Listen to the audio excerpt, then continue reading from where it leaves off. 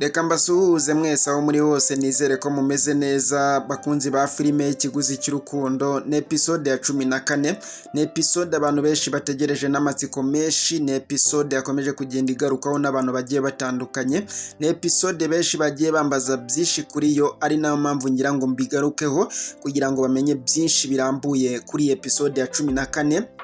Episode ya 13 ngira ngo murabizi byinshi byayigarutseho ngira ngo murabizi byinshi byayiranze ntabwo turi bwirirwe twongera kuyigarukaho ahubwo tugiye kugaruka kuri episode ya 14 kubera yuko ni episode yakomeje kugenda igarukaho n'abantu benshi bamwe na bamwe bambaza impamvu yatinze abandi basaba ko yasohoka abandi bavuga yuko bayikumbuye cyane. Aba bombi ngiye kubasubiza ndetse mu buryo burambuye kugira ngo baze kumenya byinshi kuri episode. Mwibutsa gukanda subscribe ni kuri ya YouTube channel yanyu ya B News TV 123 kugira ngo umenye byinshi birambuye igihe icyo ari cyo cyose by'umwihariko ariko kuri episode yari yose yo kuri filime ikiguzi cy'urukundo ni ya YouTube channel yanyu n'ubundi uzajya ugenda ubisangaho muri rusange ndetse no mu buryo bwose burambuye. Duheruka episode ku munsi wo kuwa gatatu niba ntibeshye duheruka episode ya 13 twari tuzi ko kuwa gatanu episode ya 14 izasohoka ndetse nanone benshi bari bazi ko nejo kuwa gatandatu episode ya 14 ishobora kuba yasohoka ariko ntayo babonye. Iyi episode benshi bakomeje kugenda bayimbaza benshi bakomeje kugenda bambaza byinshi biri kuri yo benshi bakomeje kugenda bambwira yuko iri gutinda kandi ari episode cyangwa se ari filime bari gukunda cyane muri iyi minsi nyuma yuko bari bakunze filime ya Zara ariko ikaza gusa nkaho ibatengwaho gatoya nawe iri hafi cyangwa se nayo iracyahari ariko muri iyi minsi ari gusohoka filime ikiguzi cy'urukundo. Iyo filime ya Zara nari nkomojeho nayo ndagira ngo tuze kuyigarukaho kubera ko hari amakuru menshi namenye kuri yo mu buryo bwo gusohoka kwayo ndetse no mu minsi itari myinshi cyane uretse yuko ndagira ngo mbanze ngaruke kuri episode ya 14 yo kuri filime y'iki kiguzi cy'urukundo kubera yuko niyo benshi bakomeje kugenda bambazaho ndetse bakomeza kugenda basaba yuko yanasohoka. Uretse ko uyu munsi turi ku cyumweru ejo ku munsi wo kuwa mbere benshi nibwo biteze ko iyi episode ishobora kuba yasohoka. Ku batarabibonye kuwa gatanu cyangwa se kubitarasohotse kuwa gatanu benshi nta kindi bahita batekereza uretse gutekereza ko bazayibona ku munsi wo kuwa mbere.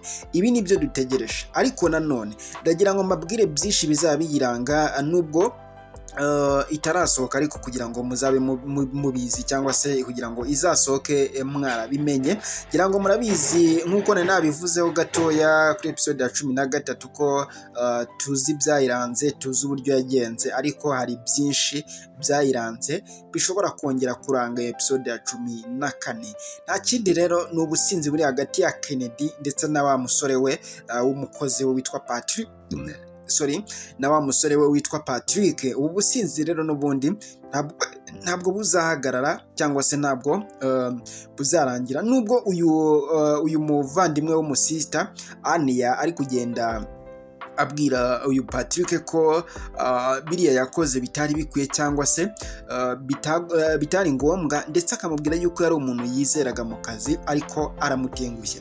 Ibi ngibi ndagira ngo tuze no kubigaruka kuri episode ya 14.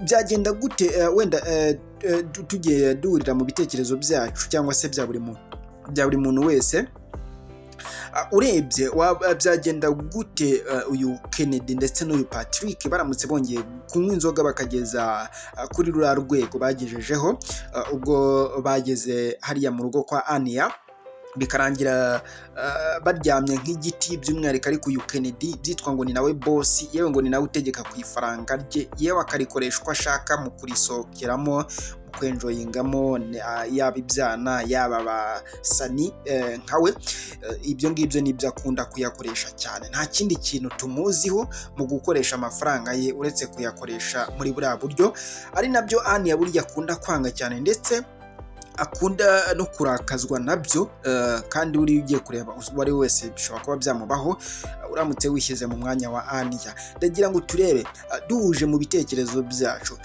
biramutse byongeye kuba ubwo ndavuga kuri episode ya 14 urebye cyangwa se watekereza ko ari ikihe kintu Ania yahita akora kubera ko ngira ngo turabizi ko Ania yihanganiye byinshi yihanganira n'ubundi byinshi binakomeje n'ubundi azakomeza kwihanganira ariko bisa nkaho ari ibyo atazakomeza kwihanganira.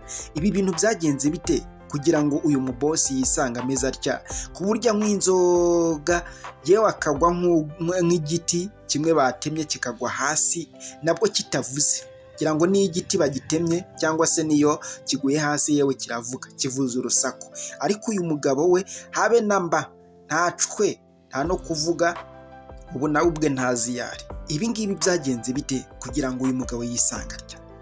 Ubundi benshi turetse kuri iyi filime cyangwa se tuvuye kuri iyi filime, benshi bavuga yuko burya abagabo b'abakire cyangwa se umukire uwo ari we wese, wenda turetse n'abakire, ubwo ni rusange, yaba umugore yaba yewe n'abasore pe bari muri cya kigero nyine cy'ubukire, ngo burya ngo baba bafite ibibazo byinshi bitandukanye, ku buryo banyweye inzoga biba byiza cyane iyo zibahugije yewe pe bakabura ubuvuga, bakagenda bakagwa nk'igiti nk'uku nguku k'uyu mubosi, nyine kugira ngo bya bibazo byabo byibagirane. Ariko ikintu benshi bakunze kugarukaho ndetse umuntu wese asanga ari nacyo, nyuma y'ibyo byose iyo umaze kunywa inzoga zikagenda zikakwibagiza, nyuma yabyo n'ubundi urongera ukabyuka ukava muri izo nzoga zikagushiramo, bya bitekerezo bigakomeza. Ubundi uyu mugabo yisanze ate muri ubu buryo? Ese uyu musore Patrick we aramutse yisanze yabaye nk'uyu mugabo byagenda gute? Ese uyu mugore cyangwa se musore, uyu mukobwa sinzi niba ari n'umugore, ntawamenya, Ania we aramutse abonye bikomeje gutya, akabona n'abandi bari kumera nk'uyu mubosi, wibuke ko uyu Kennedy ndetse n'uyu Ania ni nk'abavandimwe cyangwa se n'abavandimwe, ni inshuti, ngira ngo ibyo byose murabizi. Ariko ugahita wibaza ngo ese uyu Ania aramutse abonye ibi bintu bikomeje gutya byagenda gute? Reka tubyitege kuri episode ya 14 ndetse na episode ikurikiyeho 15 ndetse n'izindi gukomeza hejuru.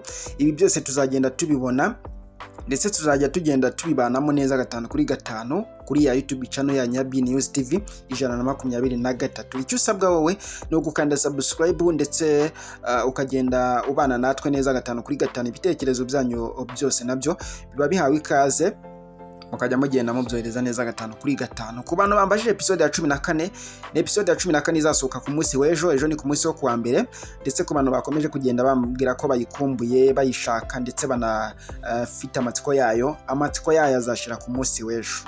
Komeza ubane natwe ni ya YouTube channel ya Nyabi News TV 123. Ciao ciao.